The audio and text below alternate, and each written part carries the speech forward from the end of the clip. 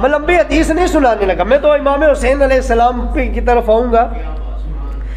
تو امام حسین تو ہیں عزت مآب. اچھا ادھر دیکھیں، عزت مآب ہوتا ہے نا، آپ بھی عزت مآب، ہم بھی عزت مآب، سبھی عزت مآب. لیکن یا بندہ کسی اپنی ذاتی خوبی کی وجہ سے عزت مآب ہوتا ہے، یا پھر اس میں کوئی کوالٹی نہیں ہوتی. وہ عزت مآب اپنے باپ کی عزت مآب ہونے کی وجہ سے ہوتا ہے، یا پھر کسی بھائی کے، اس کا بھائی کوئی عزت مآب ہے تو وہ بھی عزت مآب بن جاتا ہے، یا اس کی ماں عزت مآب ہے تو وہ بھی عزت مآب بن جاتا ہے، یا اس کا بیٹا ایسا کام کر جاتا ہے عزت مآب وہ بن جاتا ہے. الغرض یہی اس کا خاندان ہے، یا اس کا نانا یا اس کا دادا بڑا تھا، ہمارے دادے یہ تھے، بڑھ کے مارتے ہیں لوگ، ہمارا دادا یہ کہہ رہا تو نے کیا کیا، دادے نے کیا نا، دادا یہ کر کے، نانا یہ کر کے. یہ ہے عزت مآب. بندہ عزت مآب بنتا ہے یا اپنی وجہ سے یا کسی کی وجہ سے. اس گھرانے کو تو دیکھیں، امام حسین علیہ السلام خود بھی بذات خود عزت مآب، آپ کے بھائی وہ بھی عزت مآب، آپ کی بہن وہ خود عزت مآب، حتیٰ کہ آپ کے غلام تو وہ بھی عزت مآب، اور آپ کی ماں وہ عزت مآب، آپ کے بابا علی عزت مآب. اور وہ عزتیں کہاں سے ملی؟ اللہ نے قرآن میں دی ہے، مصطفیٰ نے اپنے فرمان میں دی. کیا کہا؟ لحم کا لحمی، علی گوشت ہی ایک ہے، جسم کا جسمی، انا والی من نور واحد من شجر واحد. وہ ان کا باپ بھی عزت مآب، ان کا دادا بھی عزت مآب، ان کی دادی بھی عزت مآب، ان کے نانی بھی عزت مآب، اور ان کے نانا تو وہ عزت مآب جس کے در سے نبیوں نے بھی عزتیں پائی. تمام انبیاء جو عزت مآب بنے نا، حضور کا صدقہ بنے. تو یہ پورا، بلکہ اس کو چھوڑیں، میرے پاس پڑھی ہے اندر در منصور تفسیر پڑھی ہے، امام جلال الدین سیوطی رحمۃ اللہ تعالیٰ علیہ کی تفسیر پڑھی ہوئی ہے در منصور. سنیں ادھر، میں کھول کے آپ کو بھی دکھا سکتا ہوں، میں نے فدا بھی وہاں رکھا ہوا ہے. امام جلال الدین سیوطی در منصور کے اندر، کیونکہ آپ یہ امام جلال الدین سیوطی کو وابی بھی مانتے ہیں، ہم بھی مانتے ہیں. آپ نے لکھا ہے کہ جب حضرت اسی آیت کی تفسیر میں جس میں آدم علیہ السلام نے اللہ سے چند کلمات سیکھ لیے اور اللہ سے معافی مانگی، آپ تفسیر میں یہ چیز لکھ رہے ہیں، حوالہ دے کر، آپ بھی حوالہ دے کر لکھتے. آپ فرماتے ہیں کہ جب آدم علیہ السلام نے اللہ سے معافی مانگی نا، تو ان الفاظ کے ساتھ، یعنی جو الفاظ قرآن کے، ان کے ساتھ آپ نے جو الفاظ، وہ جو دعا تھی جو اللہ نے قرآن میں لکھی ہے، اس دعا کو قبول کرانے کے لیے آدم علیہ السلام نے بطور وسیلہ جو دعا پیش کیا وہ یہ کیا، اللہم انی اسألک بحق محمد و آل محمد.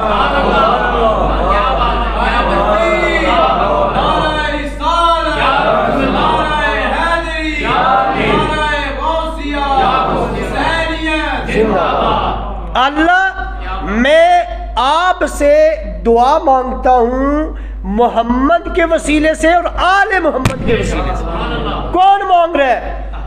تمام انسانوں کا جد اکبر، تمام انسان جس سے چلے ہیں دنیا، اللہ تعالیٰ کی کائنات میں اشرف المخلوقات انسان، ان اشرف المخلوقات سارے انسانوں کا باپ حسین کے وسیلے سے اللہ سے دعا مانگ رہا ہے، حسن کے وسیلے سے اللہ سے دعا مانگ رہا ہے، سیدہ فاطمہ کے وسیلے سے اللہ سے دعا مانگ رہا ہے، حضور کے وسیلے سے اللہ سے دعا مانگ رہا ہے، مولا علی کے وسیلے سے اللہ سے دعا مانگ رہے ہیں. یہ امام جلال الدین سیوطی نے لکھا، میرے پاس موجود ہے، میں پاس سے نہیں بول رہا. اب آپ یہ دیکھیں اتنی اللہ تعالیٰ نے ان کو مقام اور مرتبہ دیا ہے. پیر صاحب نے ایسے ہی نہیں لکھا تاجدار گولڑا نہیں، حدیث لکھی ہے لمبی، من مات علی بغض آل محمد مات کفرا، کیونکہ ان کی محبت تو قرآن میں اللہ نے فرض کر دی ہے. یہ امام، اس میں مفتی حنیف قریشی صاحب کی یہ کتاب ہے، اس میں وہ امام شافعی کے انہوں نے شعر بھی لکھا ہوا ہے کہ جس میں آپ نے تو وہ حدیں کی ہوئی ہیں، وہ سنانے کے لیے تو وہ موڈ ہی نہیں تھا اس لیے وہ فدا بھی نہیں ڈالا، لیکن اس میں یہی ہے کہ اے آل محمد میں آپ پہ درود کیوں نہ بھیجوں، آپ پر جب تک درود نہ بھیجوں میری نماز ہی مکمل نہیں ہوتی۔ اور آپ وہ ہیں جن کی محبت اللہ نے قرآن میں فرض قرار دی۔ یہ امام شافعی کا شعر اس کے اندر موجود ہے۔ اللہ نے اپنے قرآن کے اندر آپ کی محبت فرض قرار دی ہے۔ نماز آپ کی پڑھیں گے، خانہ کعبہ کا غلاف پکڑ کے بھی آپ روئیں، دعائیں مانگیں، کعبہ کے اندر کھڑے ہو کے نماز پڑھیں، نماز بھی فرض ہے۔ اگر ان کا بغض ہوگا کعبہ کے اندر بھی نماز قبول نہیں ہے، اور اگر ان کی محبت ہے تو ہو سکتا ہے جو قضا نمازیں اللہ وہ بھی معاف کر۔ اس کا مطلب کیا ہے؟ نماز فرض ہے، پر بڑا فرض ان کی محبت ہے۔ فرض عین ہے نماز بھی، اس کی چھوٹ کوئی نہیں ہے، لیکن رب کی مرضی ہے معاف کرے نہ کرے، اس کی مرضی ہے۔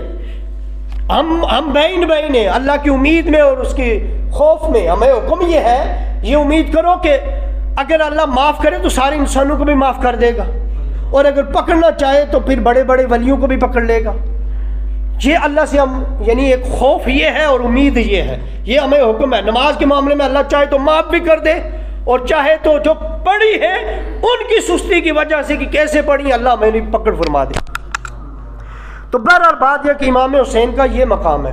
امام حسین علیہ السلام کو عزت جو ماب ہوئے، خود بھی ہوئے اور سارا خاندان عزت ماب، نسل بھی عزت ماب، خون بھی آگے قیامت تک سادات کو لوگ عزتیں کر رہے ہیں۔ یہ ہمارا کوئی اس میں ہاتھ نہیں ہے، یہ سب اللہ کا کرم ہے اور کملی والے کا کرم ہے، اور پھر ان ہستیوں کا کرم ہے جو ایسے کردار اپنا کے چلے گئے۔ حضور علیہ الصلوۃ والسلام نے امام حسین سے جو محبت کی ہے، ایسی محبت کی ہے کہ کائنات میں اس کی مثال نہیں ملتی۔ پیدا ہوئے امام حسین تو وہ نام رکھا جو اللہ نے اپنے نور کے پردوں میں چھپا کے رکھا تھا، کسی نبی نے بھی اپنی اولاد کا نہ رکھا، اور وہ نام حضور نے سب سے پہلی مرتبہ ان کا حسین اور حسن رکھا، اور قیامت تک اب اپنے ناموں کے ساتھ لوگ ان کے نام کی نسبت سے، میرا نام بھی حسین شاہ ان کی نسبت سے آگے آتا ہے۔ ایک بات۔ دوسری بات، حضور نے اپنے لب مبارک چسوا کے گٹی دی۔ حضور نے کوئی حضور کے پاس آتا ہے نا گٹی دینے کے لیے، حضور کچھ اور دے دیتے ہیں، کچھ یہ لب لگا لیتے ہیں، زبان نہیں چسواتے۔ زبان چسوائی ہے تو یا مولا علی کو چسوائی ہے، یا سیدہ کو چسوائی ہے، یا امام حسن کو چسوائی ہے، یا امام حسین کو چسوائی ہے۔ کمال محبت۔ پھر یہ ایک ہی موقع پہ نہیں، پھر حضور علیہ الصلوۃ والسلام کی ایک تو یہ دیکھیں، یہ کمال محبت، نام خود رکھا۔ مولا علی نے ایک نام رکھا بھی ہوا تھا، دو قسم کے نام آتے ہیں، ایک حرب آتا ہے کہ مولا علی نے نام رکھا تھا، حضور نے تبدیل کرا دیا، اور یہ وہ نام حضور نے رکھے جو کائنات میں کسی نے اس سے قبل نہیں رکھے تھے۔ کیوں؟ یہ اللہ نے اپنے نور کے پردوں میں چھپا کے رکھے تھے۔ حضور امام حسین، امام احمد رضا فاضل بریلوی کا شعر ہے نا کہ کیا خوب اشاروں پہ چلتا تھا کھلونا نور کا، یعنی حضور کے اشاروں پہ، حضور کے اشاروں پہ چاند حضور کا کھلونا تھا۔ حضور جدھر اشارے کرتے تھے چاند ادھر کو جاتا تھا۔ ادھر میری بات سنیں، اب وہ چاند تھا حضور کی انگلوں کے اشارے سے، جدھر حضور کرتے تھے ادھر جاتا تھا۔ حضور مہد میں، یہ شعر میں بھی ہے، مہد میں یعنی پنگوڑے میں چاند سے کھیلتے تھے، چاند حضور کا کھلونا تھا۔ حضرت ابو ہریرہ کہتے ہیں میں نے اپنی آنکھوں سے دیکھا حضور کی گود میں امام حسین بیٹھے ہوئے ہیں اور حضور کی داڑھی سے کھیل رہے ہیں۔ کروڑوں چاند جائے حضور کی داڑھی پہ، اس داڑھی سے وہ کھلونا بنا ہوا ہے امام حسین کا۔ حضرت ابو ہریرہ کہتے ہیں میں نے اپنی آنکھوں سے دیکھا، اس رب کی قسم جس کی قبضہ قدرت میں میری جان ہے، میں نے اپنی آنکھوں سے دیکھا، میں نے کانوں سے سنا کہ حضور کے پاس امام حسین آئے، حضور نے دونوں انگلیاں، دونوں ہاتھ پکڑے اور اپنے پاؤں پہ چڑھایا اور کہا اوپر چڑھ جا، اوپر چڑھ جا، اوپر چڑھ جا، یہاں تک کہ حضور کے سینے پر، وہ سینہ جس کا اللہ قرآن میں کہتا علم نشرح لک صدرک، اس سینے پہ امام حسین پاؤں رکھتے ہیں، اور پھر حضور کہاں؟ حضور کے سینے پہ امام حسین پاؤں رکھتے ہیں، حضور منہ میں منہ ڈال کر بوسہ دیتے ہوئے منہ کو چومتے ہوئے کہتے کیا ہے؟ اللہ یہ میرا محبوب ہے، تو بھی اسے محبوب کر اور اسے محبوب رکھ جو اسے محبوب رکھے۔ میں آپ سے پوچھتا ہوں کہ دل میں ذرہ بھی برابر بھی اگر امام حسین کے لیے کجی ہے، کیا ہمارا ایمان؟ حضور کہتے ہیں اللہ محبوب رکھ، امام حسین رب کے بھی محبوب، حضور کے بھی محبوب، تو پھر وہ جو مومن ہوگا صرف اسی کے محبوب ہو سکتے، منافق کے نہیں ہو سکتے۔ میں کھلونے کی بات تو داڑھی کی بات کر رہا تھا، امام حسین داڑھی سے کھیل رہے تھے حضور کی نا، ہاں یہ بھی سنے، اور وہ حدیث تو سب ہے سیاستہ بھری ہوئی ہے، آپ نے بھی سنی ہے کہ حضور علیہ الصلوۃ والسلام سب نے بیان کی ہے، اہل حدیثوں نے بھی بیان کیا ہے، دیوبندیوں نے بھی بیان کی ہے، سب بیان کرتے ہیں کہ حضور سواری بنے ہوئے تھے۔ حضرت ابوبکر صدیق نے اور بھی صحابہ کا نام، انہوں نے آ کے کہا واہ کیا سواری ملی ہے، حضور تھے سواری بنی ہوئی، امام حسین سوار ہوئے تھے، کیا سواری بنی ہوئی ہے؟ تو حضور نے آگے سے فرمایا سوار بھی تو دیکھو۔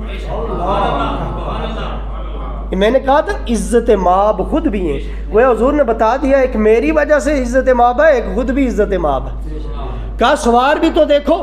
اب اس موقع پر ہے کیا؟ حضور نے سرخ سی ڈوری منہ میں پکڑی ہوئی ہے، ادھر سے بھی امام حسین کو پکڑائی ہوئی ہے، ادھر بھی امام حسین کو، اور امام حسین حضور چل رہے ہیں سواری بن کر، امام حسین دائیں طرف کھینچتے ہیں حضور دائیں چلتے ہیں، امام حسین کھینچتے ہیں بائیں طرف حضور بائیں چلتے ہیں۔ اس کا مطلب پتہ ہے کیا نکلتا ہے؟ حضور امام حسین کی مرضی سے چل رہے تھے، وہ حضور نے بتا دیا کہ حسین ہی دین ہے، اور حضور دین کے بغیر کام نہیں کرتے، حضور کا دائیں پھرنا اللہ کے حکم کے بغیر نہیں ہوتا، حضور کا بائیں پھرنا اللہ کے اذن کے بغیر نہیں ہوتا۔ جو حسین دائیں پھیرتے حضور دائیں پھر جاتے، حسین بائیں پھیرتے حضور بائیں پھر جاتے۔ پتہ یہ چلا دین اس چیز کا نام ہے جس کو حسین کہتے کرو وہ دین ہے، اور جسے منع کریں وہ بے دینی ہے۔ کیوں؟ وہ حضور کی سنت کے خلاف ہو جاتا ہے۔ امام حسین کو حضور جدھر پھیرتے، امام حسین جدھر کرتے حضور ادھر ہوتے۔ اچھا یہی نہیں، اور آگے مزے کی بات سنیں، اس میں بھی نکتے ہیں۔ حضور سجدے میں تھے، امام حسین آئے، صحابہ کہتے ہیں کثرت کی کتابیں بھری ہوئی ہے میرے پاس، ایک نہیں بے شمار والے ہیں۔ امام حسین علیہ السلام حضور کے اوپر سوار ہوئے، حضور نے سجدہ لمبا کر دیا، اور آپ کو پتہ ہے کہ سجدے میں ہم 3 تسبیحیں پڑھتے ہیں، 5 پڑھتے ہیں یا 7 پڑھتے ہیں، 13 تک جاتی ہیں، بہرحال اتنی پڑھتے ہیں۔ حضور نے کتنی تسبیحیں پڑھی؟ 72۔ میں تو سوچتا ہوں کمال ہے امام حسین، اس عمر میں بھی آپ کربلا دیکھ رہے تھے، ایک ایک تسبیح، ایک ایک جان کے بدلے ایک ایک تسبیح پڑھائیے، اور کہا ہے نانا ہر تسبیح کا بدلہ اسی سجدے کو بچانے کے لیے ایک ایک جان کا نذرانہ قربان، ایک ایک جان ایک ایک تسبیح کے بدلے میں 72 جانیں کربلا میں آپ نے دی ہیں، اور 72 کے بعد اٹھے۔ اچھا مزے کی بات، حضور نے کیا فرمایا؟ صحابہ نے عرض کی یا رسول اللہ سجدہ لمبا، کہا اس لیے کہ حسین میری پشت پہ تھا۔ حضور فرما رہے حسین میری پشت پہ تھا۔ سجدہ کس کے لیے کیا جاتا ہے؟